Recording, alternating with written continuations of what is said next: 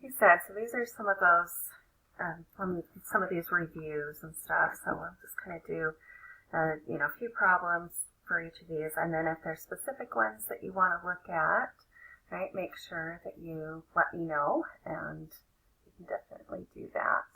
Okay.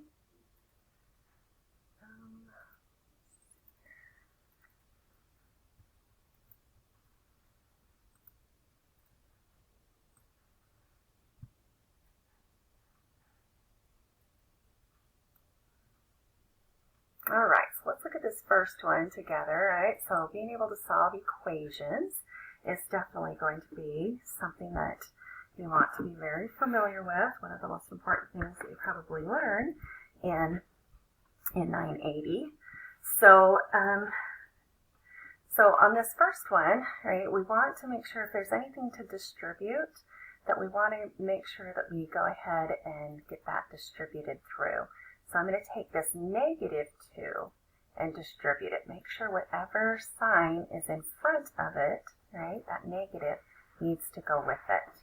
So when I write this down, again, right, on the right-hand side, I'll have 7x minus 4x and then plus 16.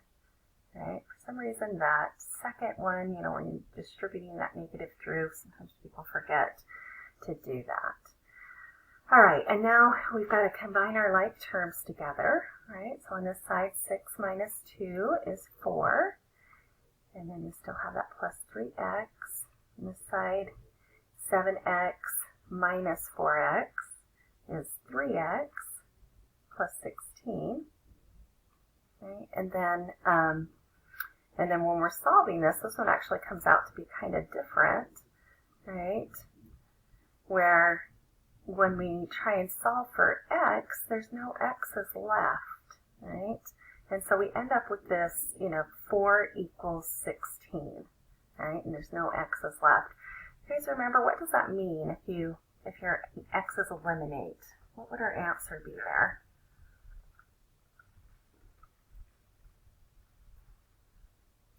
Is that going to be a no solution, right?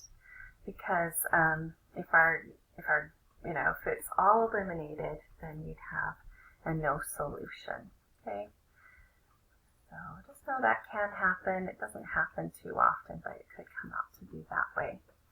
All right, let's look at another one, but this time let's look at one with some fractions in it, because it seems like something like this is, students get a little bit wary of just because of the fractions. I want you to think about what can we do with these fractions here, right? So if I have 1/4 y minus 3 equals 1/7 y. Right? So two different things we could do. We could get a common denominator, but since it's an equation, we can figure out what the LCD is and then kill off the denominators. And so that's what I would suggest to do on this one. So the LCD, right, you're looking at all of the denominators here, 4, 1, and 7. And so the LCD of that would be 28. So that means I want to multiply each part by 28 over 1.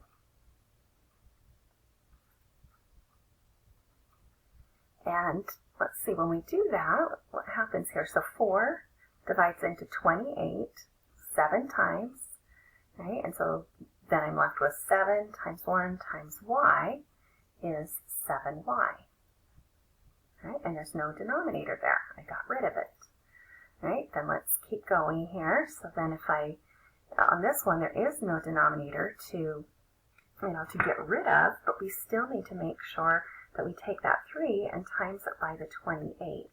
And oftentimes that's the part that people tend to forget to do, is they remember to multiply it by the ones that have fractions, but you've got to multiply it by every single part.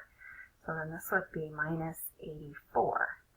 Negative 3 times 28 is negative 84. Okay, and then the last one here, 7 will divide into 28 4 times. And so 1 times y times 4 is going to give us 4y. And then from there, that doesn't look so bad to try and solve, right? We'll get our letters on one side, get those variables on one side, and the whole numbers on the other side.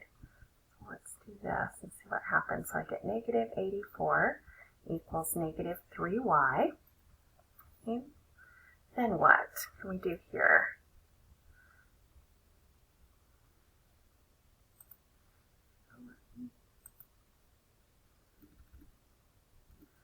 And divide by negative 3, right?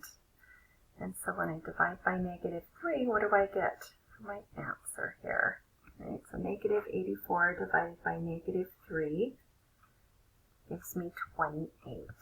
So my answer would be y equals 28. And remember, with any of the questions that say solve, you can always check your answer. So you could put what you got for y back into the original, right, and check it. So I would suggest you do this on the test. I mean, some students might be afraid that they're going to run out of time, so maybe you can come back and do some of these checks. But yeah, especially if you have some time left over, make sure you're doing that. So what I had there in green first, right, that original equation is what I want to put that 28 into.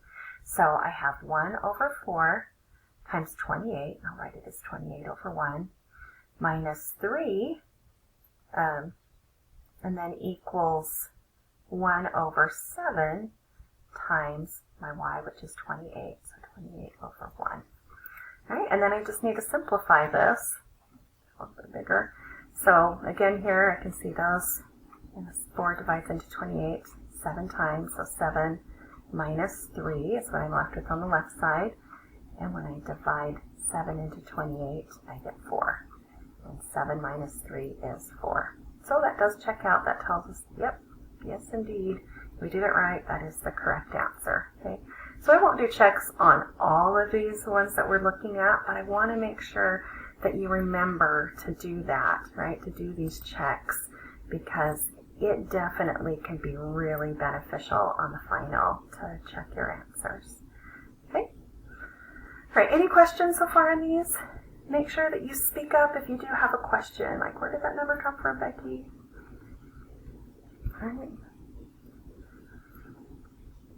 Okay. Well, let's look at this one. So there's definitely going to be word problems on the final exam. And so sometimes it's, you know, you might have some where you just need to translate, right? So we're just taking this from English and translating it into math. So if we're kind of looking at these different parts, right? The word difference, right, means subtract, so make sure you know sum, difference, product, quotient. Those are 4 words that we use a lot of time in math, right? So sum is add, difference is subtract, product is multiply, and then quotient is divide. Okay, so make sure you know those 4 things there, okay? So if we're looking at this, so it says the difference of 2 times a number and 6. So since it says difference here, I know I'm going to have to subtract 2 different things, all right? And then these next parts are going to tell me what I'm going to subtract.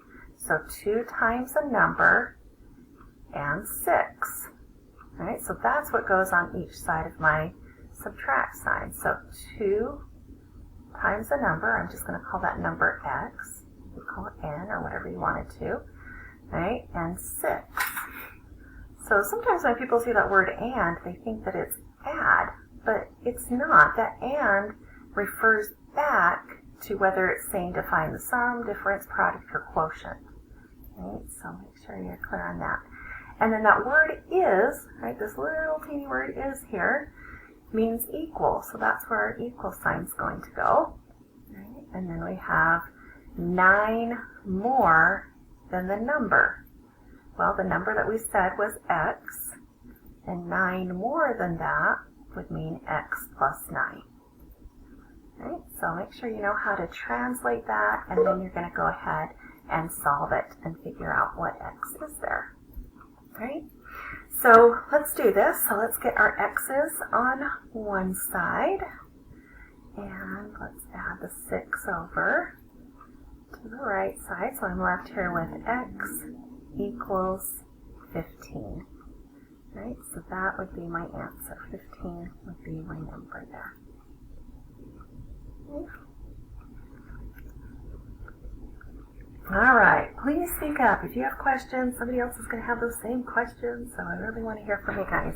You know, sometimes it can be a little bit scary to try and speak up, but please do. Okay, be brave. I'd love to hear from you. Okay, what about this with when we have some percent ones, right? So again, we can translate this into a math equation, right? And so if again we do kind of what we did up there, well, we've got 39, 36 means equals, and then remember that 48% you need to change to a decimal, and you move that decimal back 2 places, so that's the same thing as 0.48, right? So 0.48, and then that little word of means multiply, right? Of what number? So that would be our x. Right? And so then on this one, we're looking to see, okay, well, how am I going to figure out what x is? Well, here it's connected by multiplication, so I need to divide both sides by that 0.48 to find out my answer. Right? So you can just use your calculator to do that. Make sure you have a scientific calculator you know, to bring into the test, and because you won't be able to use like your phone or anything like that, right? You do need to, you know, make sure that you have some kind of a scientific calculator. So that would give us 82. Right, let me do this. All right. Hopefully you guys are feeling good so far here, right? Hopefully Module 1 and 2, it's not that the stuff in Module 1 and 2 is hard, it's just been a while since you've done it, so sometimes it's hard to remember back on the stuff here, right? Stephanie, it's a non-graphing calculator, right? Yes, it needs to be a non-graphing calculator. So if your calculator graphs at all, you will not be able to use it on the test, on the final exam.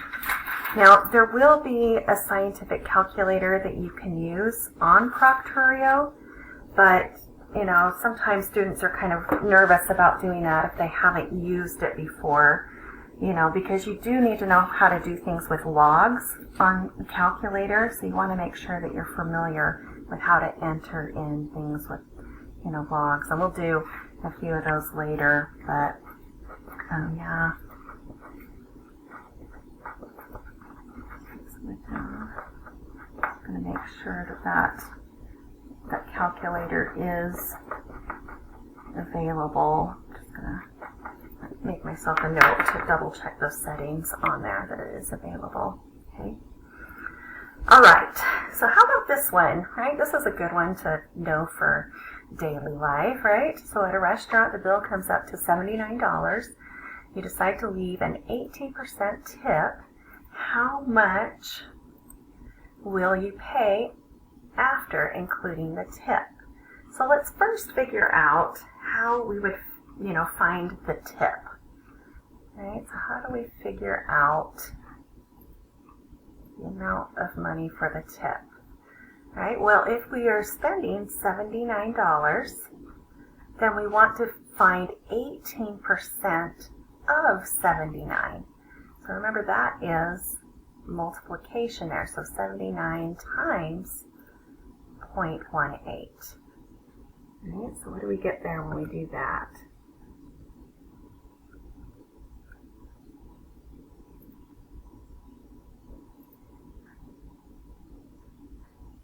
So $14.22. And make sure that you're looking to see if the question is asking you to round to a certain, you know, place value.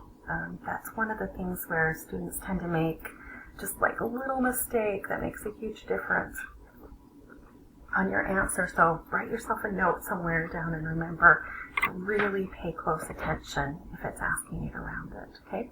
All right. So that's the tip amount. But then it's asking here, how much will you pay, you know, including the tip? So then we just need to add that $14.22 to $79 to find out that total amount, right? And so that's going to give us $93.22. That's quite a restaurant bill, right? Must have taken out like whole family, extended family, my word. Okay. All right, so on this next one, right, you need to make sure that you know how to solve for different, variables in formulas that are given to you. And so on this one, it's asking you to solve for y. And you do this a lot when you're, dealing with your equations of lines. It's just usually there's a number there for a, b, and c. But you're still going to go about it the same way. So to get y by itself, I want to first move that ax over to the other side. So that means I need to subtract ax over. Right? So that will give me by equals c minus ax. And then to get y by itself, right, because that's the one I'm trying to solve for, I want to divide by b. So y is c minus ax all over b. Right? Or if you put that ax in the front, that's fine. It could be negative ax plus c all over b. Both of those answers are correct. Okay? All right, and there are going to be a few questions on the test. They're kind of like different types of questions. Some of them, they give you kind of a multiple choice of answers to select from. There's not too many multiple choice on there. There's a few. A lot of them are just, short answer or graphing, on a grid. And it's really, the graphing stuff is going to be very similar to how you did it on your homework. So as long as you're familiar with your homework graphing, you will be great on there. Okay, let's look at another story problem. All right, everybody wants to always look at story problems because they kind of give us, sometimes it gives us a little bit of grief or a little anxiety. So let's look at this one and see if we can figure out what we want to do. So Sarah's goal is to find a job that provides an income of at least, right, so there's an important part, at least $65,000 a year. The company offers a job paying a base salary of $17,000 a year plus a 4% commission of her sales. Determine the amount of Sarah's total sales, right, so that she can get a yearly income greater than or equal to $65,000. All right, so the first part of it is we know, like just because of this last part here, greater than or equal to, right? So we're going to say, okay, well, we know that she wants to end up with an income that's greater than or equal to $65,000, okay? And then this other side is kind of the trickier part, right? So we know that she has a base salary. So if she doesn't sell anything, she's going to at least make $17,000, right? Which isn't a great amount if she's trying to get the $65,000, right? So commission can make a really big difference. So added to that, whatever her base salary is, right, she's going to get 4%, right? And 4% is the same thing as 0.04, right? So I'm going to change it to a decimal there. So plus 0.04x, right, where x is going to represent her total sales. Okay. All right, and then remember when you're solving an inequality like this, you still take the same steps that you did when you are solving equations. It's just now you have this greater than or equal to sign that we're going to keep in there. All right, so to get x by itself, let's start by subtracting the 17,000 over. All right, and so that's going to give me 0.04x is greater than or equal to, what's 65,000 minus 17,000? Give us 48,000. And then the last thing I need to do to get x by itself, it's connected here by multiply, so let's divide both sides by 0.04. Right? So 48,000 divided by 0.04 is going to give us a pretty big number. When we divide by a really small number like 0.04, gives us a big number. Right, so I find that x has to be greater than or equal to 1,200,000. Right? So that's how many, how much she has to sell in product that year in order to reach her goal to make $65,000 that year. Okay, any questions on that one? Sometimes it can get a little bit tricky.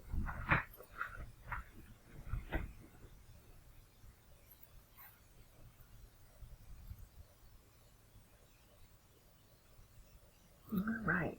Hopefully you guys are doing well. Maybe, if you want to write something in the chat or something too, you can do that if you don't want to speak out loud, but I'd love to hear from you. Okay, so now the next thing that we're going to be moving on to are these compound inequality statements, right? And you've got to remember these or statements and statements. So when you have an or statement, you're looking for the union, right? And so that union means everything, right? All of the elements in that first inequality along with the elements in that second one. So it's kind of like everything that appears in both. Sorry, not appears both, but yeah, it appears in both. But the and statement, right, is just the overlap. So it's the intersection, but we want to know the overlap. Right? What parts do they have in common is what we're looking for there. Okay, so let's look at these two. So basically you'll solve these separately. Right, so I'll start with this first inequality. If I have adding 2 over, so I'll get 3x is less than -9, and then divide by 3, so x is less than -3. Okay, and then on my other one, I need to add 4 over, so that's going to give me 4x is greater than or equal to -4, and then divide by 4. So x is greater than or equal to -1. Okay, but we're not done yet, right? So we have these two answers, but now we need to graph it, right? So let's make a little number line here and graph it. So I've got -3 and -1. Remember, since this is a number line, the smaller numbers need to go to the left, and the bigger numbers go to the right. Okay, and so when I'm looking at this, I've got x is less than -3. So that means I'm going to have an open circle here at -3 and all the stuff to the left. Okay, on the other end, I have x is greater than or equal to, so since it has the equal to part, that means it has a closed in circle, right? And then everything bigger to the right of -1. And then the last thing that you need to do here is it asks you to write this answer in interval notation. So when we're looking at this, remember that union is saying, all of this stuff, to the left there and all of this stuff to the right. Right? So it's both of these together. So when I do this, right, you're always doing your interval notation from smallest to biggest. So make sure you're putting it in that way.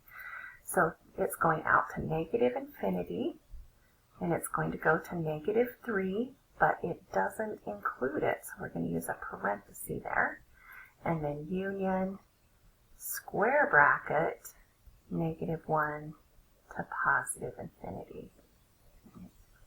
That looks like a parenthesis see there. All right, so make sure that you're really clear when you're going to use the parentheses or when you're going to use those square brackets. Remember, you always put parentheses next to infinity or negative infinity. Okay. All right, let's try the next one also. So this time it's an and statement, but we're still going to, go about kind of solving these in a similar way. So on this first one here, let's start by distributing that 4 through. So I get 8x minus 12 is less than or equal to 12. Okay, so I'm going to add my 12 over. And so I'll get 8x is less than or equal to 24. And if I divide both sides by 8, I get x is less than or equal to 3. Okay, let me move this one over here so I have a little bit more room.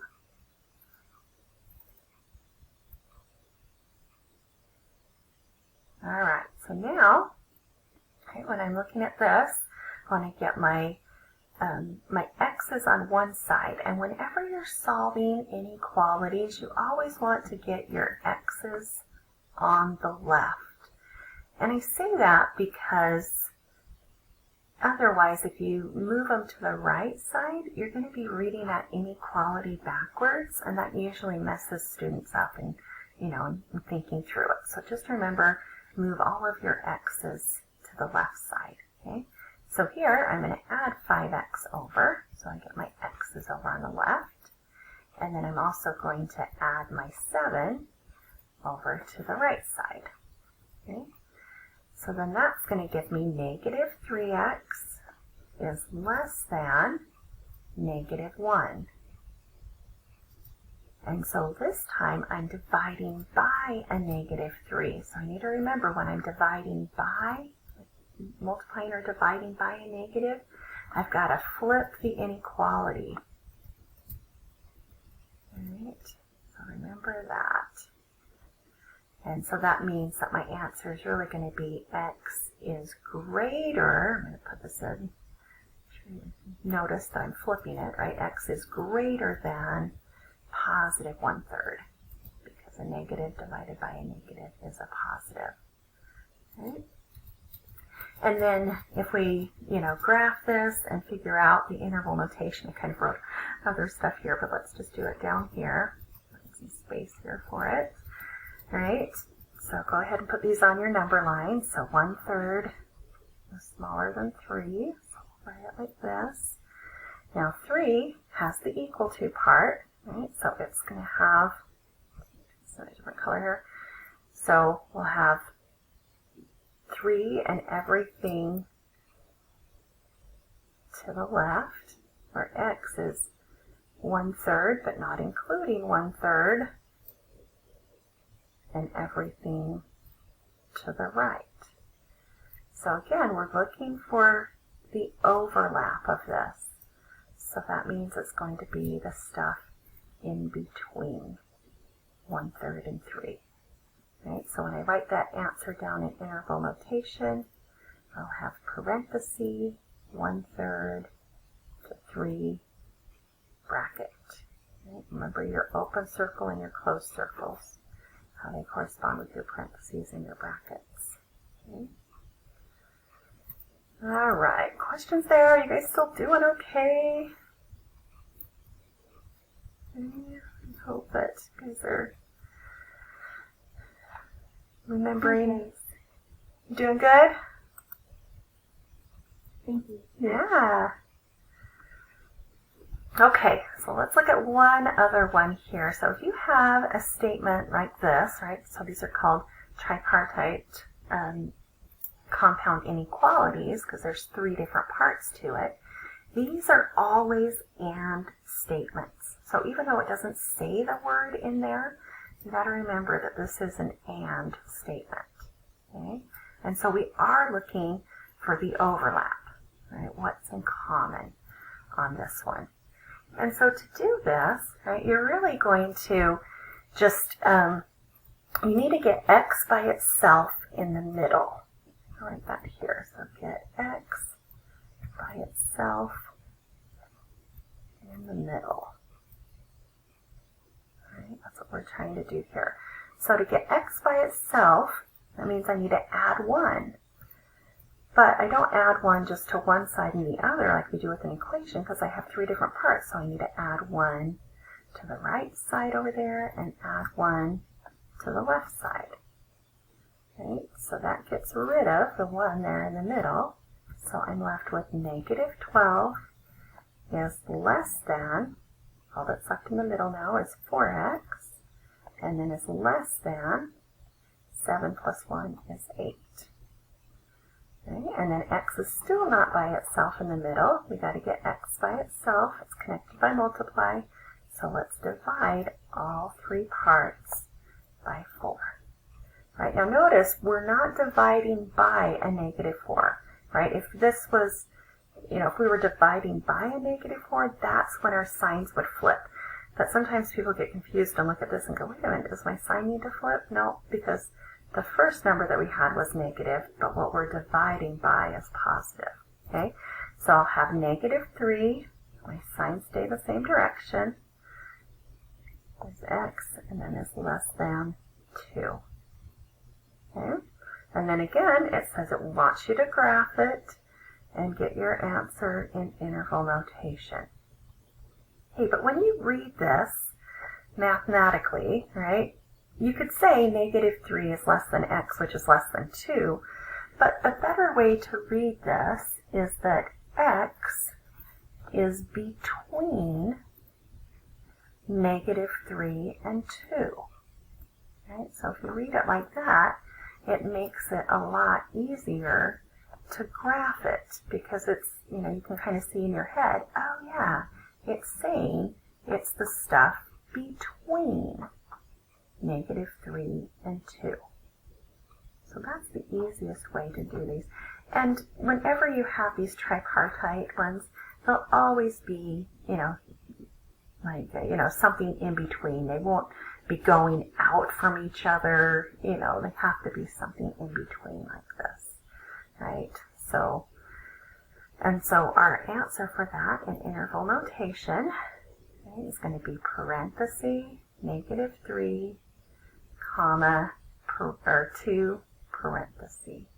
Right? Those are both open circles, so we need those both to be parentheses this time. All right.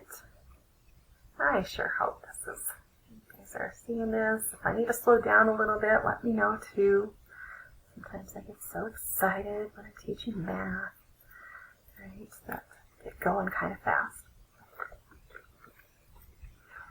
All right, so with absolute values, right, when we're solving these, remember that with absolute values, right, there's 2 ways to get the same answer. So this is just kind of a little side note over here. But if I had the absolute value of negative 3, right, and absolute value means the distance away from 0 on the number line, so negative 3 is 3 places away from 0. But if I take the absolute value of positive 3, well, positive 3 is also 3 places away from 0 on the number line. So 2 different questions are going to give us the same answer, right? And so that's why it's important to remember when we're solving absolute values, you're going to write 2 different statements so that you can account for, well, what if it was negative or what if it was positive, right? So the way I like to do it is keep, that absolute value part. So I'm just going to take it out of the absolute value. So I'll have x plus 5 equals 10. So that's going to be our first statement. And then our second one, it'll be that x plus 5. But now we need to change that to a negative 10. Right? So this is kind of helping us see what happens if it's the positive or negative. So you should end up with 2 answers on these type of questions. Okay, so kind of keep that in mind. And so here, to solve for x, I just need to subtract the 5 over. So x equals 5. Here I'm going to subtract the 5 over. And I get x equals negative 15. And so those are my 2 different answers. And again, I can check those, right, and put them in here. If I say put 5 in there. 5 plus 5 is 10. Absolute value of 10 is 10. I put negative 15 in there. Negative 15 plus 5 is negative 10. The absolute value of negative 10 is positive 10. All right, so those both check out like they should. So again, when it says solve, think about doing some checks, right? To make sure there's no reason why you should miss any of those questions that say solve, because you can check them. Or at least you can go back if you know, oh, that didn't work out, right? What can I do to switch it, you know? All right. So, okay, one more question that we're going to look at here for Module 1 and 2. So at the very end of Module 2, we learned about functions, right? And we talked about this function notation. And so when it's asking you to find f of 2, it's basically saying put 2 in place of x and figure out what our answer is. All right, so if I write this down, I'll have 3 times, so in place of my x, I'm going to put 2. So 3 times 2, and then that's squared, plus 3 times 2, and then minus 8. Right? And some of your calculators will let you put that whole thing in, right? But if not, make sure you're following the order of operations. So we have to do 2 to the second power is 4. So I'll have 3 times 4, and then let's multiply those together. Right? So I get 12 plus 6 minus 8. Right? So 18 minus 8 is going to end up giving me 10 for my answer there. All right, but like I said, on this one, you know, if your calculator will, you know, put that whole thing in, that is just fine. You can put that in there. Okay? But if not, make sure you're using that in the order of operations. All right, but this next one tends to be where there's kind of some trickiness involved, because that negative can sometimes cause some issues there. Just one second, let me get a little bit more room here. All right, so now I'm going to put that negative 2 in instead. Right? So I'll have 3 times negative 2 all squared, plus 3 times negative 2 minus 8. So again, if you're following the order of operations, we've got to square before we multiply. Right? So negative 2 all squared, right? We're thinking negative 2 times negative 2 gives me positive 4. So I have 3 times 4, right? And then plus 3 times negative 2, so that's going to give me a negative 6, and then minus 8. Right? So I'll have 12 minus 6 minus 8. So 12 minus 6 is 6, minus 8 is going to give me negative 2. Okay, so just be really careful when you're dealing with those negative numbers, right? Watching those signs closely. Hey, Becky. Yeah. I have a question on the absolute value one. For some reason, absolute values confuse me. Yeah. So, for the second equation, I thought that you were supposed to reverse the sign of, like, the 5 that's, so in this case, the 5 that's inside the absolute value. So a lot of times students make mistakes when they do that. So that's why I say just to change it over here. You can change one side or the other, but if you change this side, so let me show you over here, you'd have to change that to negative x minus 5 equals positive 10. Right? So, and then when we do it this way, we'd come up with that negative 15. So let me show you. So if we add the 5 over, right, then we have negative x equals 15, and then we'd have to divide by that negative 1, and so we come up with that negative 15. But usually what happens is students, when they do it this other way, is they'll forget that they need to change that x to a negative also, because you have to make everything inside that absolute value its opposite, right? And so either way is fine. You can change, you know, the signs inside there, making sure that it's negative x minus 5, and then keep that as the positive 10. That's the same exact thing as multiplying the 10 just by a negative 1.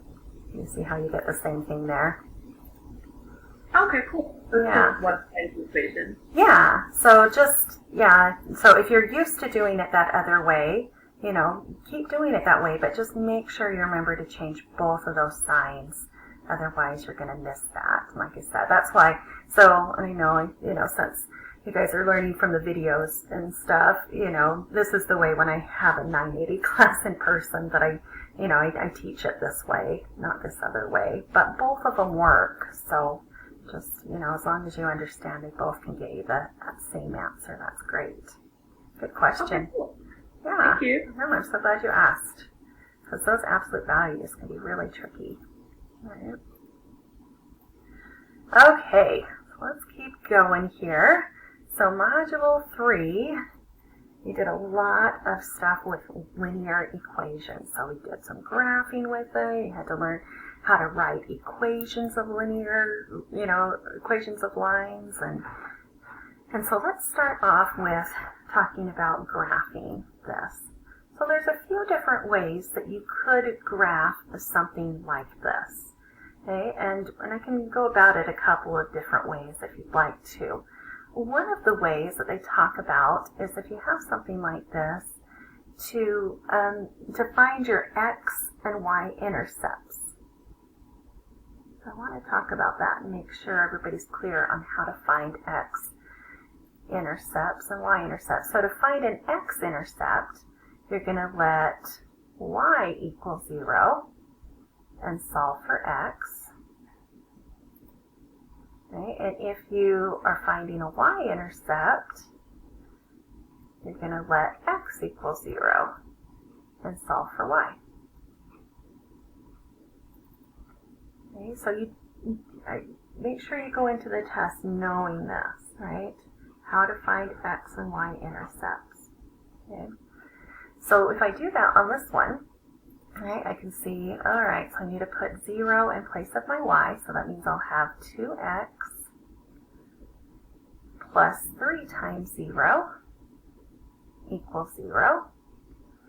Well, here I get, that's just 0, so I have 2x equals 0. And if I divide by 2, right, 0 divided by anything is still 0. So I get x equals 0. So that means my x-intercept, right, is 0, 0. Right, because 0 is what I came up with for my x, and 0 is what I put in for my y. Okay? And if I do this the other way too, look at what happens here. Right? So if I put 0 in for x this time, so I have 2 times 0 plus 3y equals 0. Well, 2 times 0 is just 0. And again, if I divide by 3, 0 divided by 3 is 0. So on this one, right, when I try and use my x and y intercepts to graph this, it's going to be a little bit hard because it only gave me 1 point, right? So that's not going to help me, graph this. I know that this 0, 0 is one of the points, but I need to get another point also on my graph, okay? So one of the other ways that you can do this is you can take your equation and get y by itself. So let's do that with this. So if I have this 2x plus 3y equals 0, so let's solve for y and get y by itself. So I'll have 3y equals negative 2x, and then I need to divide by 3. Okay, so y equals negative 2/3 x. Alright, so now I can pick any value that I want to for x, and I could figure out what the y is. Right, so you could, maybe I'll just say, if I let x equal 1. Well, let's see. That's not the way I want to write it. Write it differently. Make sure this is making sense. Let's make a little chart here. Alright, so if I choose 1, and maybe I choose negative 1 also, so I can see what happens here. So if I choose, well, actually 1's not going to be the best number, especially when you're graphing. I mean, I could graph it here, but when you're graphing on the computer, right, oftentimes it doesn't let you do things with like decimals and fractions and stuff. So let's look and see what would be a better option here, right? So since my denominator is 3, I want to pick multiples of 3. So maybe I'm going to pick 3 and negative 3 instead. Okay, and if I put that in there, so negative 2/3 times 3 over 1, right, then my 3's divide out, and I'm just left with negative 2. So I found the point 3 comma negative 2. So that's another point on my line. Right, and if I put negative 3 in, so I've got negative 2/3 times negative 3 over 1. Okay, and this time a negative times a negative is going to give me a positive. And again, those 3's divide out, so I get negative 3 comma positive 2. Right, so if I graph these on here, then so over 3 down 2 would be here, and over negative 3 up 2 would be here. Okay, and so that would be my line. Right, the other way that you can do this is if, so let's go back to this equation. If you got to this point, all right, remember this is the slope that's in front of the x, and this number, if there was a number here, that would be our y-intercept, right? And so we know our y-intercept is right there at 0, 0, and so then you could do the slope from there. So I could go down 2 and to the right 3 to get that other point there. Right, so several different ways that you can do graphing. I would suggest just pick a way that you like best, that works best for your brain, so that you can, you know, just kind of have a way to get these done. Okay. All right, what about this one? So y equals 4. So a lot of times students look at that and go, that doesn't look like a line, so how am I supposed to graph that? Okay, but it is a line. Okay, so let's look at what it's really saying. So if I was to think of, you know, some x and y, like I do about xy chart here, it's saying that y always has to be 4. So no matter what x I put in, right, doesn't matter what I put in there, y is always going to come out. Right? And so then if I tried to graph that, so I'd have over 0 up 4 would be here, over 1 up 4 would be here, over 10, wherever that is, up 4 would be here. Right? So I end up with this horizontal line on the y-axis at 4. Right? So remember that this is always a horizontal line. What kind of slope do horizontal lines have? What slope is that? Anybody remember? It's just flat like that. 0? Yeah, it's 0. Okay, so I'm going to write that down too, just to help you remember. It's always a good thing to keep in mind that horizontal lines always have 0 slope. Okay, but let's compare it with this x equals negative 2 graph. Right, so this time, if we made our little table of values here, right, now it's saying x is always negative 2. It doesn't matter what y is, x has to be negative 2. Right, so if I put in negative 1, 0, and 1 there, right, because those could be any numbers, and then I tried to graph it, let's see what this looks like.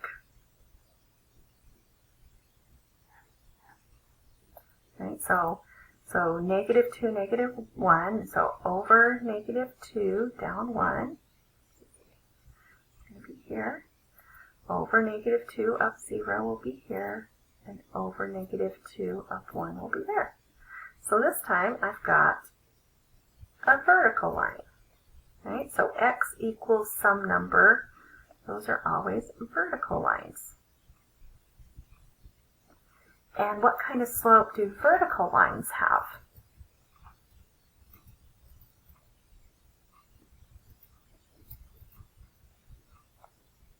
It's not 0, right? Those are horizontal, but it's going to be undefined slope.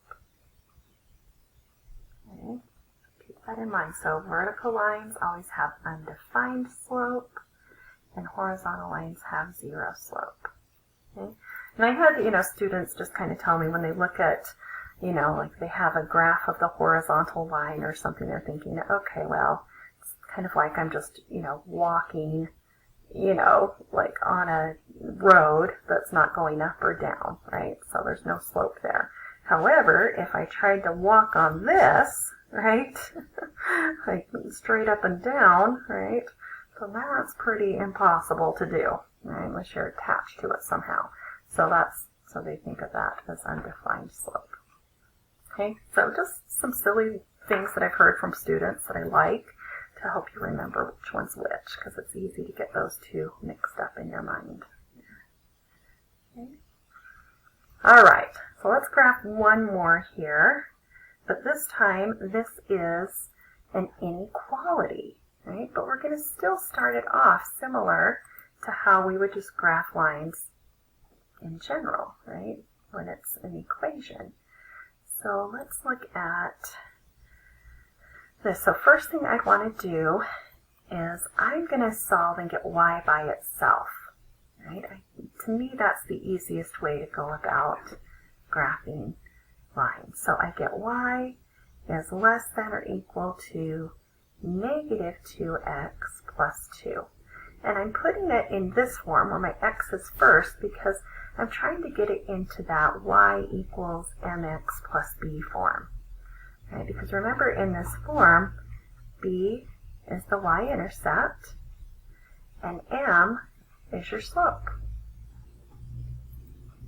Right? So that helps us, we can pick out two really important parts of the line if we write it in this form. All right, so then I'm going to make a little, here's my graph over here, but let's make a table of values. All right, and I can choose anything for my x that I want. So usually I like to pick -1, 0, and 1. So I have some, see what's happening on the negative side there too. So if I put this into my equation, -2 times -1 plus 2, right? So -2 times -1 is 2, plus 2 is going to give me 4, right? So one of my points is -1, 4. All right, and let's put 0 in. So if I have -2 times 0 plus 2, anything times 0 is 0, plus 2 gives me 2. That's the point 0, comma 2. And now let's put 1 into our equation here. Right? So -2 times 1 plus 2. So -2 plus 2 gives me 0. So another point I have is 1, comma 0. All right, so let's graph these on here. Now remember, maybe a couple of other things that we should bring up here. If you have the less than or greater than symbols, then you're going to be using a dotted line, right? But if you have the less than or equal to or the greater than or equal to, then you'll use a solid line. Okay? So since we have the equal to part, this is going to be a solid line when I connect these together. All right, let me just draw some little markings out here a bit. All right, so left 1 up 4, over 0 up 2, and then over 1 up 0. And so I can see this is going to be my line, something like this. Okay? If it didn't have the equal to part, then I'd make that a dotted line instead. Okay, but we're not done. Now the last thing you have to do on this part is you've got to do some shading. So which side of the line is going to be shaded? Well, when you're reading this, we're saying y is less than or equal to this line that we just found. Okay, so I know that they talked about doing test points and stuff on the videos that you watched, but if you can think about it in your mind and just say, yeah, less than this line would be all of the stuff below it, right? And so that is the part that needs to be shaded. That means any of these points that are over on this side of the line are all going to be solutions, right? But if you pick any points on the other side of the line that's not shaded, those will not make this statement true. Okay? Does everybody see what I mean there by just looking at that and being able to see that it's going to be the stuff below it? I don't really get that. This part is always confusing. Okay. Yeah. So let's do a test point then, okay? So on the videos, they did a test point. So if we're choosing like this point right here, 0, 0, seems to be like an easy point to pick. So if I put this test point of 0, 0 in place of my x and y, and I can actually put it, usually we go back to the original statement, but on this one it doesn't matter specifically. But if I'm going back to that, so I have 2 times 0 plus 0, is that less than or equal to 2? Right, so I just put the 0, 0 there in place of my x and y, so I have 0 is less than or equal to 2. So is that a true statement? Is 0 less than or equal to 2? And it is, because it's less than 2, right? So that means that point is part of my solution. So that means every point on this side of the line, if we chose any of these would all work out, right? But let's look and see if I chose, a number over here. So let's do a test point right here. So I can tell that that one is not going through my line here. So that's the point 3, 0, right? So if I put that into that original equation, I'd have 2 times 3 plus 0, is that less than or equal to 2? Well, here I get 6 plus 0, so is 6 less than or equal to 2? No, this is a false statement, so that means that point is not part of the solution, so none of the points on this side of the graph, or this side of the line, will be solution, so I have to pick the other side of the line. Does that make more sense? Or is that still? Yeah, that was helpful. Thank you. You're welcome. I know it can get a little bit confusing there, but if you, can kind of look at it and, say, okay, if it said less than or equal to, there's my line. The stuff that's less than it is the stuff below it. If it said greater than or equal to, then I'd want the stuff above that line. So it's just another way to think about it, but if you're like, oh, I want to do the test points, then do it, right? Just to double check. Always do whatever you think is going to work best for your brain.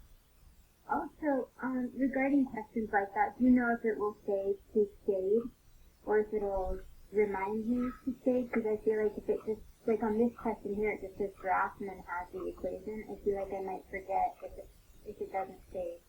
The next step is to also shade. Yeah, I believe on a test, so remember that usually it won't say like to shade it and stuff, but this one is actually going to be a little bit different, and they will, they're going to have a graph already drawn there, and so there'll already be shading in it.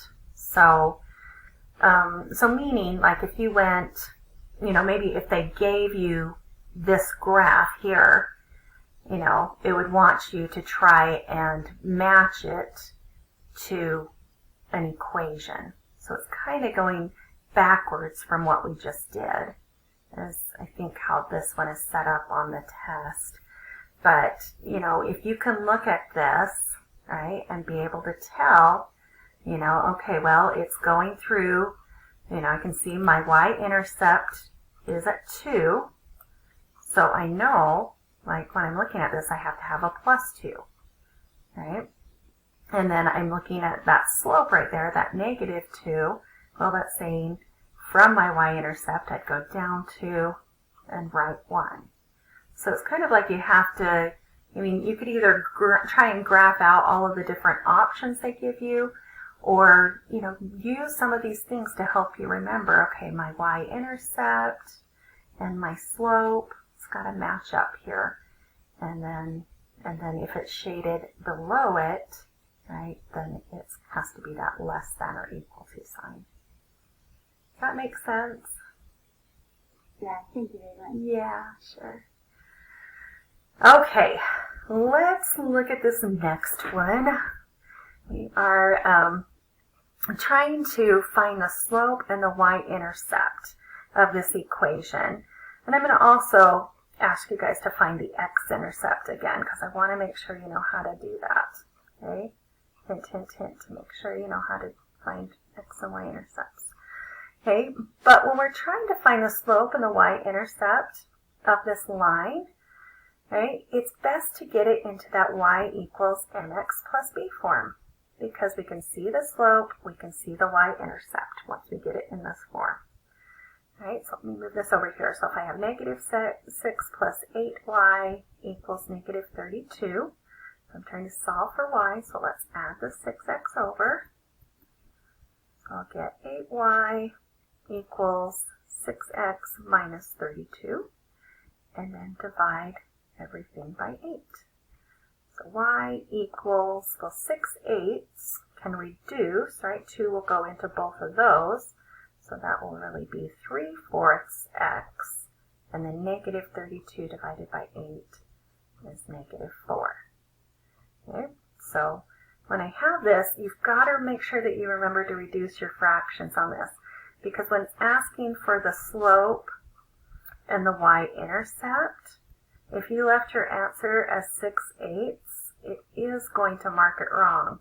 So make sure you're always reducing that fraction. So slope is 3/4, the y-intercept is -4, but if I write that as an ordered pair, right, this is where we've got x equals 0, and that would be our y.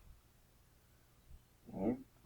And then let's look at, finding the x-intercept for this again. So I'm going to go back to this original one. Remember, with x-intercept, we're going to let y equal 0 and solve for x.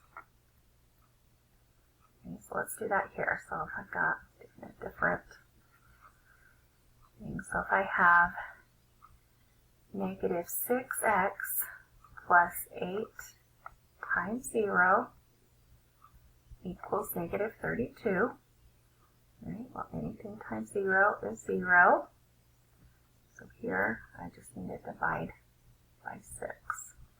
So x equals, and then I want to look and see if that can reduce, right? I can definitely tell that 2 will go into both of those. So that would give me 16/3, right? If I divided both the top and bottom by a -2. And so that would be my x-intercept, and I'd write it down as 16/3 times 0. Okay, so this is where it crosses the x-axis, and this point here is where it crosses the y-axis. So those are important parts of our graph, so it's a good thing to make sure you know how to find those x and y-intercepts.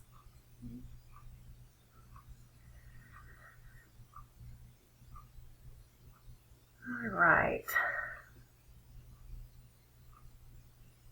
Let's see. Oh, I'm sorry, you're not doing well. Just a second, somebody's asking me a question.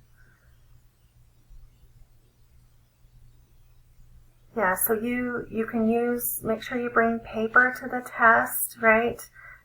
So blank paper, and then make sure that your calculator is not a graphing calculator, just a scientific calculator. Make sure it has a log button on it, because you will need a log button, okay? And if you feel a little bit better, you can find this recording that I'm going to post. It'll be just in the final exam module, so if you go clear down to the bottom of your modules, you'll see the video recording for this. You feel up to it later to finish watching it, okay? I hope you feel better. I'm so sorry. Thank you so much. Okay. Okay, bye. Yeah. How are you? Okay, so let's look at 23 now. So I want to talk about this rate of change. What in the world does it mean if it's asking you to find the rate of change?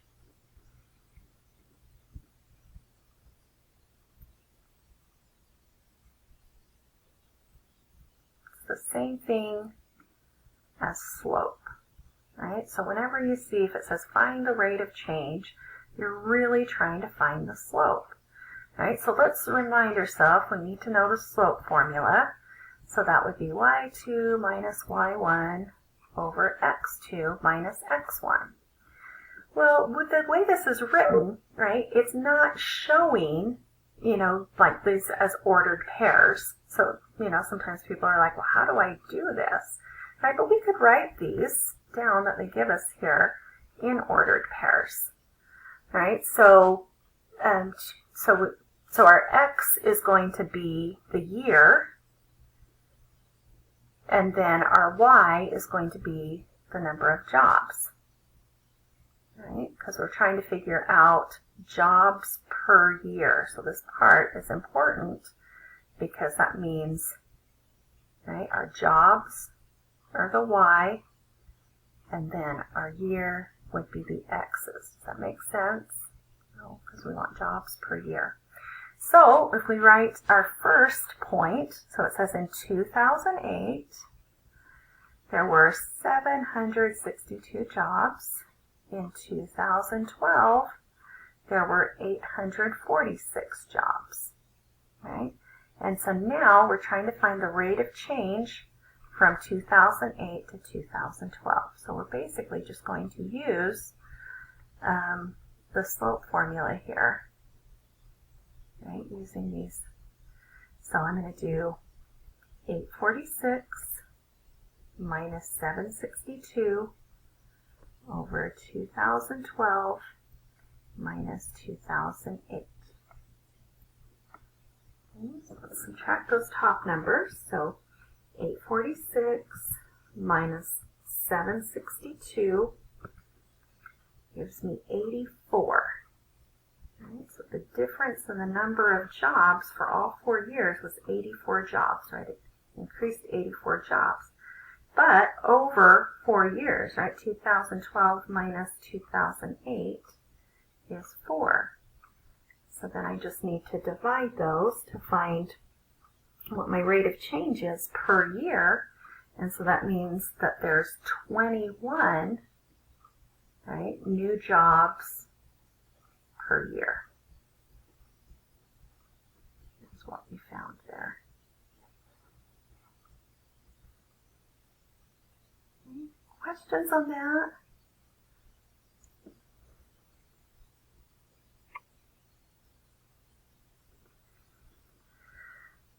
All right, I want to make sure we get through, let's see, almost to Module 5 and 6, but there's a lot of stuff on Modules 5 and 6 that I want to make sure we get to. So make sure you know how to solve doing substitution and elimination. I mean, on the test, you're not going to be able to tell which way you solved it, but remember, if you have a variable already by itself, like on this one, right, we've got x by itself, so we're going to put all of this 2y plus 5 in place of x in our other equation. Right, so we'd have negative 5 times 2y plus 5 minus 6y equals 39. And so now I just have y's left, so I need to solve for y. So I have negative 10y minus 25 minus 6y equals 39. Let's get our like terms together. So negative 16y minus 25 equals 39. Right, and now I need to add the 25 over.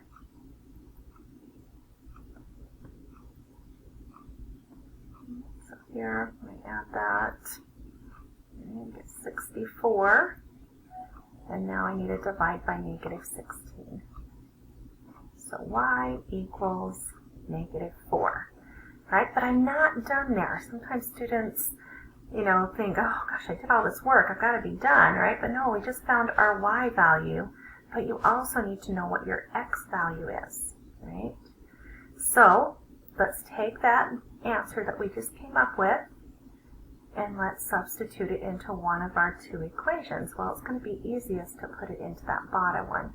So if I have x equals 2 times negative 4, goes in place of my y, plus 5. Let's multiply those together, so negative 8 plus 5, so x must be negative 3. So the point in which these two lines cross each other are at the point negative 3, negative 4. And that would be your solution there. Okay. And then when you're trying to solve something by elimination, these are easiest to do if you have, your x's lined up underneath each other, your y's lined up, and then your whole numbers, right? And I can see right here, if I add these together just the way they are, right, can you see that my y's will eliminate? And if they won't eliminate, you've got to multiply, each equation, by something to make them eliminate. So, make sure you look back up, some of these substitution and elimination problems, making sure you remember how to do these, okay? This is going to be really important. Those of you that are going into 1010 next, going to be using this quite a bit, okay?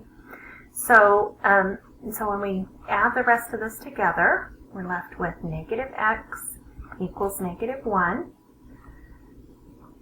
If I divide by negative 1, I get x equals 1. Okay, but remember that's only part of my answer, right? My x is 1, now I need to go find my y. So again, I can take whatever I got and put it back into one of my two equations. And it doesn't matter which one, I'm just going to put it into the top one here. So I have, in place of x, I'm going to put positive 1 minus 2y equals negative 17. So subtract my 1 over. Negative 2y equals negative 18. And then I need to divide by negative 2. So y equals 9. So my point this time, right, in which those two lines intersect each other is at the point 1, 9. Okay. Alright, so I'd say, if you're feeling like going, oh, it's been a little while since I've done those, go back and look over some of these, right? So any of these that I go through today and you're like, oh, how do I do those? Again, I want more practice with them, right? Go back to your reviews, go back to your, quizzes and stuff like that. Try and find some problems like these on there, and that will make it, so you can practice some more of these. All right, what about if we have a story problem where we have to use systems of equations to solve it, right? And they're not going to tell you that you need to solve systems or use systems of equation. But you can kind of see that there's, some different things that we're talking about here. So let's read through this. So the admission fee at an amusement park is $10 for children and $15 for adults. If one evening 537 people attended, and the amount of money they collected was $6,265, how many children and how many adults were admitted? All right, so those are the two things that we're trying to find. So I'm going to say C is going to be the number of children, and I'm going to say A is the number of adults.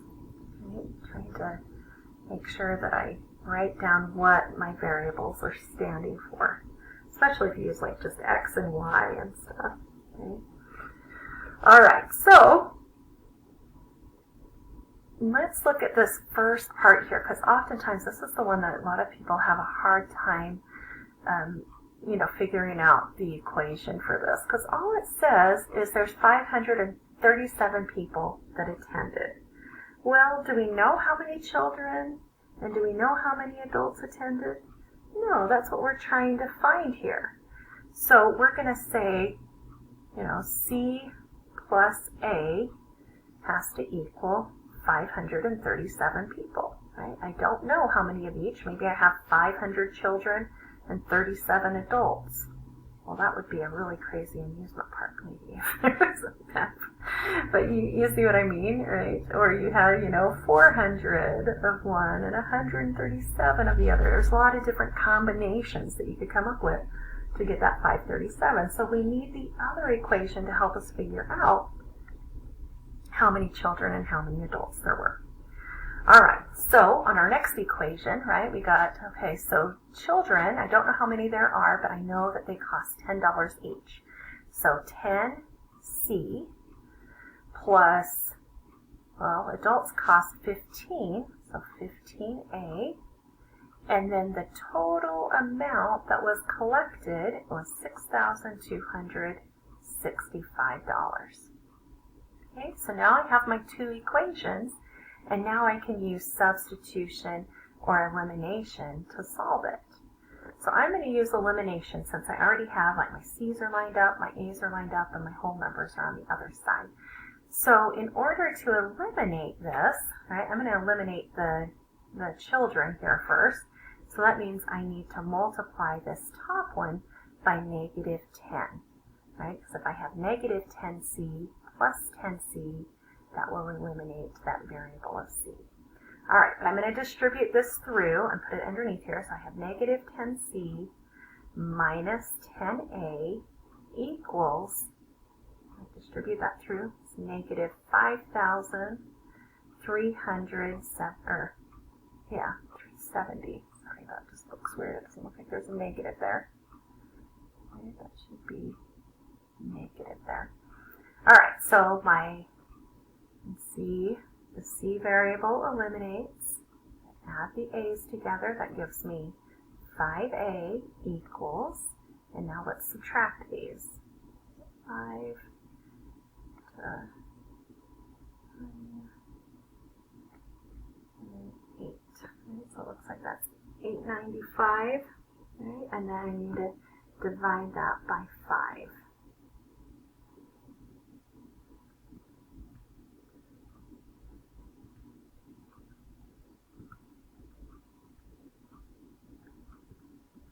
I came up with 179. So A is 179. So what is it that I found? Well, this is how many adults, right? So there were 179 adults, right? And then how am I going to figure out how many children there were? Well, let's go back up to this original one here, right? Let's substitute 179 back in place of our A here, right? So if I have C plus 179 equals 537.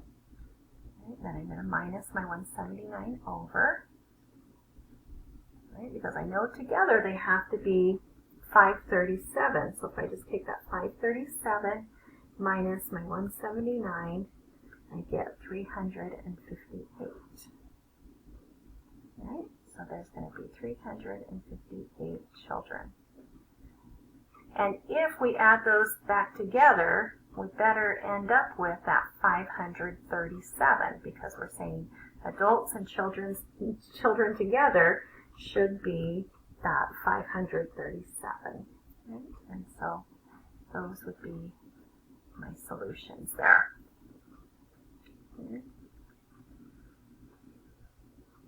Okay, hope you guys are hanging in there. I know it's kind of long going through all of these, but I'm just trying to pick some of the ones that I think would be most important for you to kind of look at. Okay? And let's see, some of these wouldn't come over very good. So let me write down what this one is.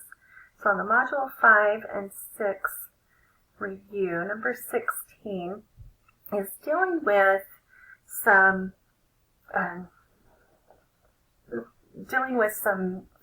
properties of exponents, right? So if I have something like this, so 3x to the negative fourth power, y to the second, right, over x to the fifth, y to the fifth, z to the fifth, and then this whole thing is raised to the negative third power, right? And so there's a lot of different ways you can go about simplifying this, because that would be the instructions, would be to simplify. But what I like to do is get rid of any of my, get rid of my negative exponents first, because I think it just makes it easier. There's a lot of mistakes that can be made with negative numbers, and I don't want to make those. So this negative 3 on the outside is telling me to flip everything inside. And if I flip everything inside, then that will be a positive 3 exponent. So that's what I'm going to start with. So everything on the bottom, just like it is, x to the fifth, y to the fifth, z to the fifth, goes on the top now. And everything on the top is going to go on the bottom. So 3x to the negative fourth, y to the second. Notice that stayed a negative 4, because the only negative I was trying to deal with right now was that negative on the outside. Okay, and now this is all raised to the positive third power. Right? Well, I still want to get rid of my negative exponents there. So when, when it is unhappy, right, so it has a negative exponent, I say it's unhappy. To get it to be happy, right, it's going to flip upstairs. So this guy wants to go upstairs. Right, so when I write this down now, I'll have x to the fourth, right, when it comes upstairs it's now positive, x to the fifth, y to the fifth, z to the fifth, right, and then on the bottom 3y squared. This is still all raised to the third power. We still haven't used that yet. And at this point you could distribute, that 3 through to everybody and then combine those terms together, or you can get your x's together, get your y's together, and then distribute it through. And that's the way I'm going to do it. But either way works. Okay, so when I get my x's together there, when it's connected by multiply, I need to add those exponents. So that's going to be x to the 9th.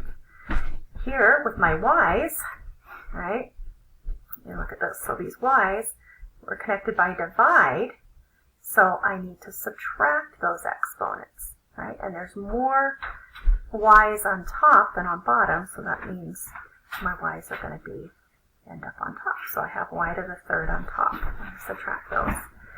And then z, right, there's nothing to combine with that z, so I'll leave it as z to the fifth, and then I still have a 3 on the bottom, all raised to that third power. All right, now let's give that power of 3 to everybody. So when I do that, a power raised to a power is multiplication, right? So x to the 9 times 3 power is 27. Y to the 3 times 3 power is 9. Z to the 5 times 3 power is 15. And then don't forget, you've got to give this one a power also. So we're doing 3 to the third power. 3 times 3 times 3 is 27. And so that will be my answer. And I know it's all simplified because there's no more negative exponents and all of my variables are together. Right? My x's are in one place, y's are one place, right? Whole numbers are simplified, like reduced if they needed to be. Okay, so that would be your answer there. So make sure you just know those properties of exponents and practice a few of those. All right, what about scientific notation? All right, well, with scientific notation, remember if it's written like this, right? So this is saying it's a really small number, right? And so to find what this would be in scientific notation, we need to figure out how many places do we need to move that decimal so that it's between the 6 and the 4. Because remember with scientific notation, our number has to be between 1 and 10, right? So it has to be bigger than 1, smaller than 10. So that means it's going to have to be, so we want to write that as 6.49, because 6.49 is a number between 1 and 10. And then times 10, and since this was a really small number, right, because we have all these 0.00000, right, then we know it's going to be a negative exponent. And how many places did I have to move it? 1, 2, 3, 4, 5. So to the negative 5th power. So that's how we write that number in scientific notation. Okay. Now, let me give you something in scientific notation, and let's change that back, right? So if I have 8.82 times 10 to the let's do a positive power. Let's just do like a positive 4th power. Well, that means I need to move my decimal 4 places to the right. Right? If it was a negative 4, then I'd have to move it 4 places to the left. So here my answer would be, so 882, and then I need 2 zeros there. Right? So 88,200 would be that number written as a whole number, right? Changing it from scientific notation to a whole number.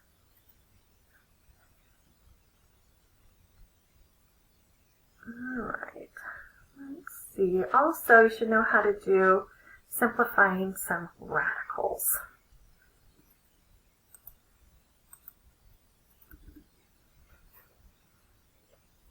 So if you're given the square root of 108 x to the 15th y to the 11th. Okay, so remember with that 108, what you want to do is find the prime factorization of that number. So think about, what do you know that divides into 108? Well, it ends in an even number, so I know that 2 can divide into it, and 2 will go into that 54 times. Okay, and it still is ending in an even number, so I know that 2 can divide into that, right, which will go in 27 times.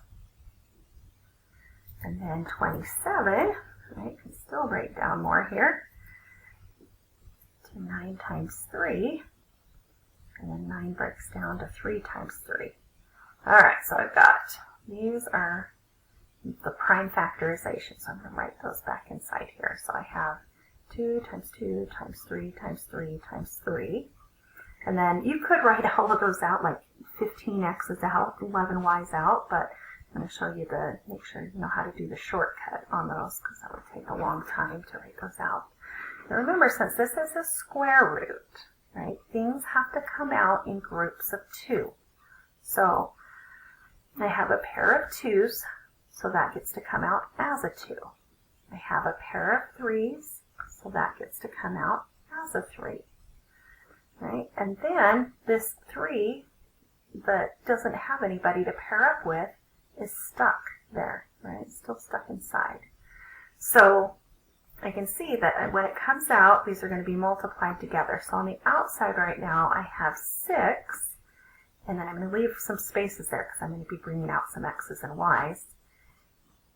And then the 3 is still left inside, right? So multiply those together when you bring them out. So now, to figure out this one, right, x to the 15th power, remember we're bringing things out in groups of 2. So we're really thinking to ourselves, how many times will 2 divide into 15? Well, it will go in 7 times with 1 left over, right? 7 times 2 is 14, but then there's 1x left in there. Right? What about with y to the 11th? 2 will divide into 11 5 times, so y to the 5th comes out, and then there's still 1y left inside. Okay, and so then that would be your answer. 6x to the 7th, y to the 5th, times the square root of 3xy. Okay, so just make sure you remember, like with square roots, they have to come out in groups of 2. Okay. All right, what about foiling? All right, so with this number 47, is a little FOIL problem, right? First, outside, inside, last. So if I'm multiplying these together, a times 2a is 2a squared. Then a times negative 7b is negative 7ab. Then 5b times 2a is positive 10ab. And then if I do 5b times negative 7b, it's going to give me negative 35b squared. And then I just need to look and see if there's like terms that I can combine together. And those middle ones are like terms. So I'll have 2a squared plus 3ab. Right? Negative 7 plus 10 is the 3. Keep the ab on there. And then minus 35b squared. So that would be your answer.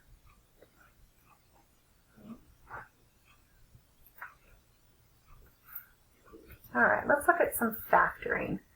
So on this number 50, I want you to factor out the GCF.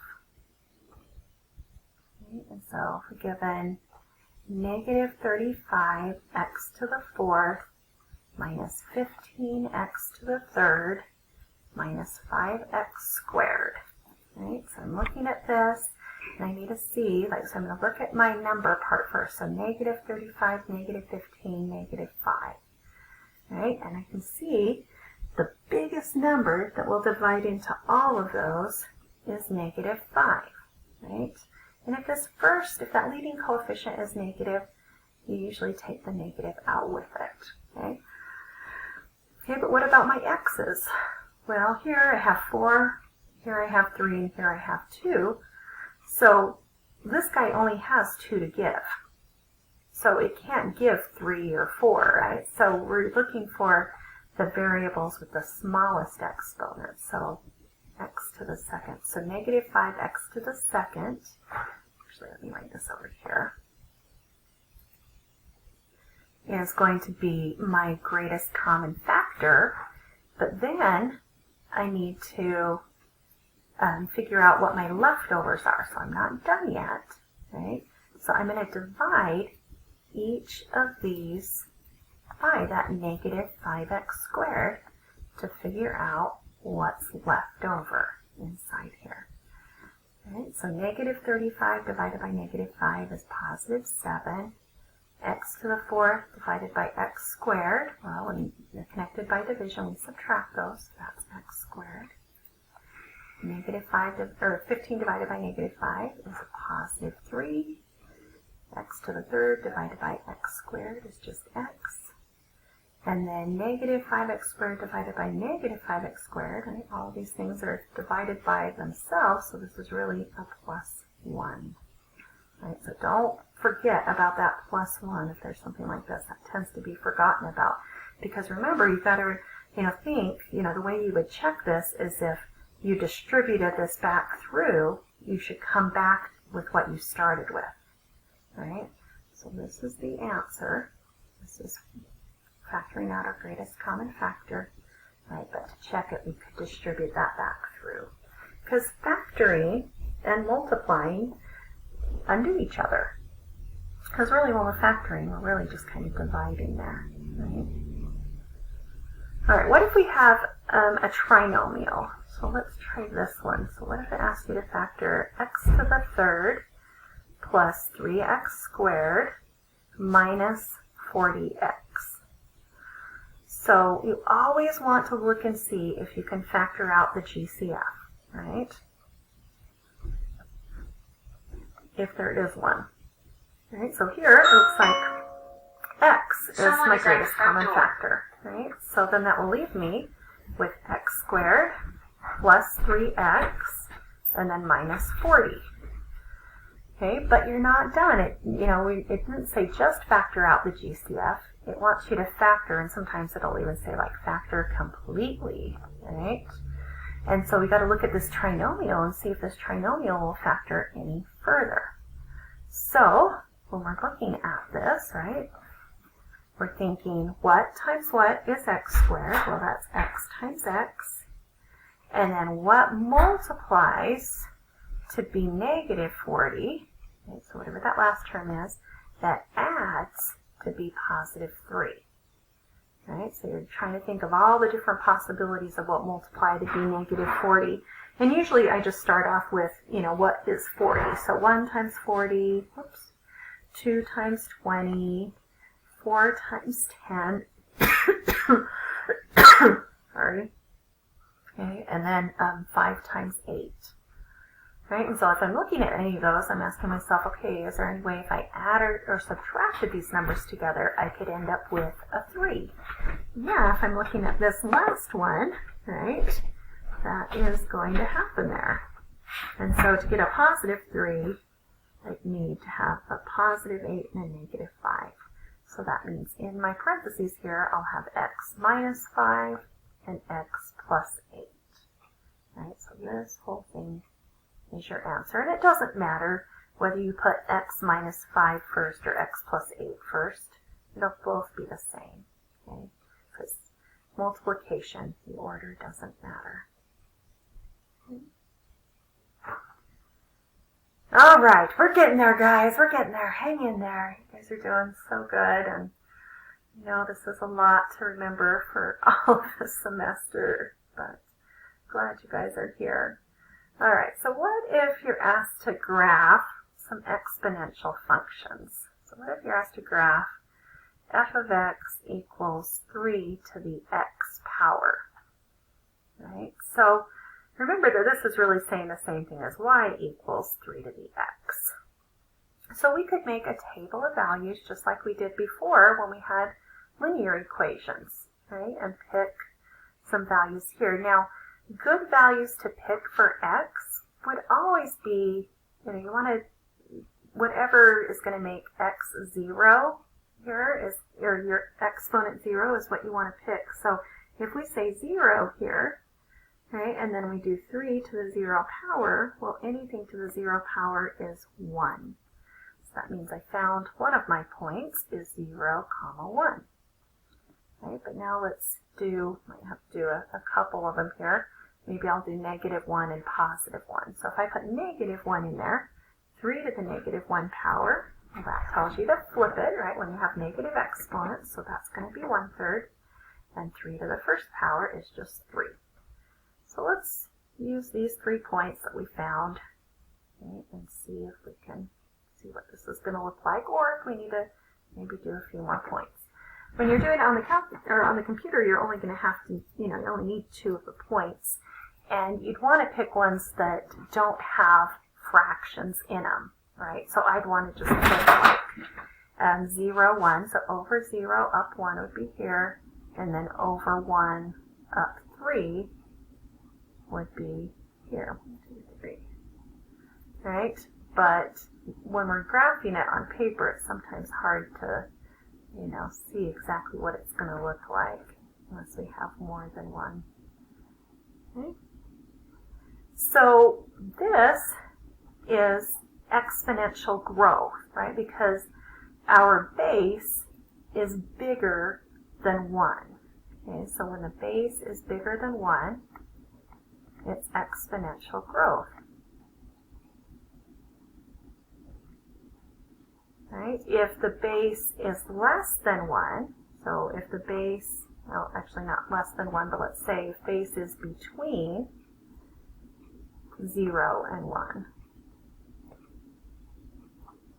right, then that is decay. So if we had something like, y equals 1/3 to the x power, right, then this is exponential decay. Right, so exponential growth, as you're looking at it from left to right, it's going up, right? It starts off really slow, and then it just takes off. But on something like this, you could do the same thing and put your, put your points in there and stuff. But the way it's going to look is kind of like this. Oops. Okay, so if you have exponential decay, it starts off really high, and then over time it kind of almost levels out here. Okay? So just make sure you know the difference between exponential growth and exponential decay. All right, then on this one, right, we've got you deposit $400 into your account, or into an account earning 5% interest compounded annually. How much will you have in the account in 15 years? So this formula will be given to you on the test. Okay, so that's probably a pretty good indication that it's going to be on there, right? So A equals P times 1 plus R all raised to the T power. All right, so we're just putting our stuff in there. So A is our end amount, so that's what we're trying to find. P is the principal, so how much we put in first. So A equals 400 times 1 plus my interest rate. I've got to change that to a decimal, so 0.05. And then raised to the T power. T is the year, so raised to the 15th power. So then in your calculator, right, mostly this is just with a calculator, you're going to just do 1.05 raised to the 15th power, and then times that by 400. And make sure you notice where it says to round it. Is it telling you to round to the nearest cent? Is it telling you to round to the nearest dollar? Right? Look for those rounding instructions. Right? There will always be rounding instructions on ones like this. Okay, so when I put that in, I end up with $831.57, right? Because it says to the nearest cent, so I need 2 place values. Okay, and that would be my answer. All right, these next 2 questions, super easy as long as you know how to use your calculator, right? So it's saying use your calculator to find log of 55. So in some calculators you'll hit the log button and then 55, but in other calculators you have to hit the 55 first and then the log button. So you've got to know which way, right? And this one says round to 4 decimal places. So when I do this, this is going to be approximately 1.7404. It says 36. Right, it says 1.74036, but that 6 is going to round that 3 up to a 4. Round the 4 place values there. Okay, and then the next one, now we're just doing the natural log, right? So using that natural log button, again, sometimes you'll have to do the natural log and then the 40, or the 40 and then the natural log. And so on this one, you should get 3.688. 9. Okay, will be your answer on that. Hey, Becky? Yeah. I have a quick question. On some of the homework for this section, it said like round to at least X number of places. Does it matter if we round to 4? So when it says at least, that's fine if you put more on there, but if it says round to exactly, 4 decimal places, then make sure that's where it's at. And I'll just tell you on the test, it will for sure tell you to round exactly, right? It's not going to say at least, but yeah, on that homework, if you were to put more digits out, like if you put in 1.74036, it would give you the right answer. But on the test, where it's saying specifically you've got to be exactly 4 decimal places, then make sure you do that. That's a good question. Because sometimes, like if you're practicing that on the, on the homework, and you're like, wait a minute, what about on the test? What do I need to do? Yeah. Okay, we've got just a couple more here, guys, and then I've got another thing that's starting at noon with another class that I have. I thought that maybe we would have some time for some other questions, but I would just say reach out to me individually if you find that you have some questions that you want to go over. But like I said, the ones that I went through here with you today, if you know how to do these types of concepts and stuff, you're going to do great on the test. Okay. All right, so then here, right, we're going to use this like basis property. So we have 5 to the n power equals, now I'm taking that 125 and I'm trying to break it down into its prime factorization. Well, I know 5 divides into it, and it goes in 25 times, and then 25 breaks down, whoops, to 5 times 5. So 125 is the same thing as 5 to the third power. And then with my like bases, right, the bases are the same, then I can set the exponents equal to each other. So n equals 3 would be my answer. Okay, so use the prime factorization. If you get a number that you're like, oh my goodness, I have no idea, how to break that down or make that into these bases that will be the same, right? And then 79 on there is talking about solving some log equations.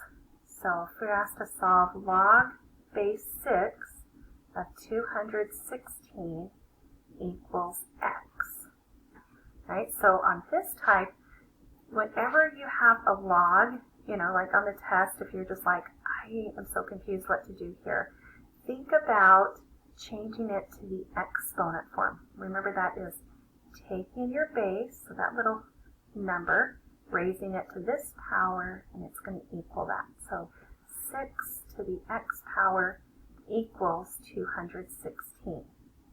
Okay, and then it kind of comes back to this like bases property to see if we can use that here, right? And so then on here, if we do 216, well, 6 divides into that, and it goes in 36 times, and then 36 breaks down to be 6 times 6. So 6 to the x power equals 200, oh my goodness, sorry, I meant to put 6 to the third power. So again, right, put those exponents equal to each other, so x equals 3 would be my answer there. Okay, and then the last one let's look at, let's do one if we have like a negative number also. Make sure you know how to do this. So if I have log base 8 of z equals negative 4. So again, I'm going to change it to exponent form. So 8 to this power equals this. So 8 to the negative 4th power equals z. And most of your calculators, you can just put that in, right? 8 raised to the negative 4th power. And since it's a negative exponent, I know it's going to end up being a fraction. But you could write that as 1 over 8 to the 4th power. Right? And then 8 to the 4th power is 4,096. So I get 1 over 4,096 is what z is. Okay. So just make sure when you have that negative exponent, that you remember you're flipping it, right? 1 over 8 to the 4th. Okay. All right. Like I said, I wish I had a little bit more time here, but I'm going right into another review for my 1010 class now.